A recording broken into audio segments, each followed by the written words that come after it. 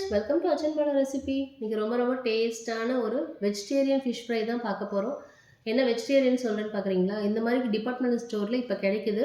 ரெடிமேடாகவே இருக்குது. நம்ம மசாலா மட்டும் ரெடி பண்ணி இது மேலே தடவிட்டு ½ அன் ஹவர் ஊற வச்சுட்டு நம்ம வறுத்து எடுத்தோம்னா அசல் ஃபிஷ்ஷோட டேஸ்ட்டு சூப்பராக வருது. கண்டிப்பாக ஒரு வாட்டி எல்லாருமே ட்ரை பண்ணி பார்க்கலாம் இதை.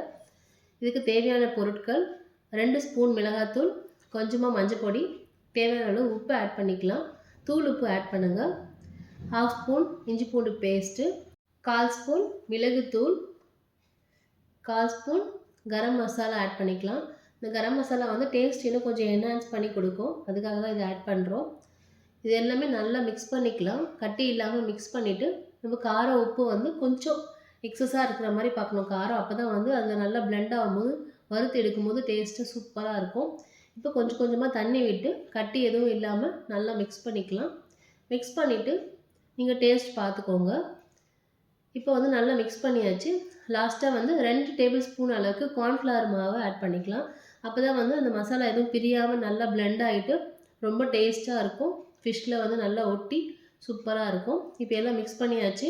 நம்ம கார உப்பு பார்த்துட்டு இந்த மசாலாவை அந்த ஃபிஷ் மேலே நல்லா தடவி எடுத்துக்கலாம். இது வந்து அவங்களே வந்து ஸ்லைசஸ் பண்ணி கொடுத்துட்றாங்க. ஒரு ஸ்லைசஸாக நம்ம மசாலா தடவி ரெடி பண்ணி வச்சுக்கலாம். என்ன ஒன்றுனா இதில் ரொம்ப வந்து சாஃப்டாக இருக்குது. அதனால் பக்குவமாக பார்த்து நம்ம இதை தடவி வைக்கணும். இப்போ தடவிட்டு ½ அன் ஹவர் ஆயிருக்கு.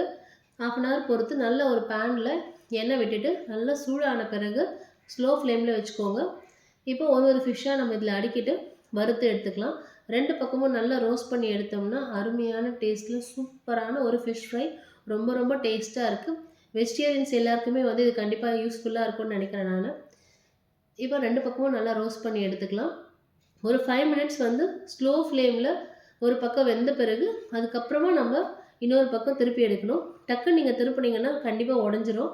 அதனால் நீங்கள் ஸ்லோ ஃப்ளேமில் ஒரு 5 மினிட்ஸ் வச்சுக்கோங்க. இப்போ 5 மினிட்ஸ் ஆகிடுச்சு.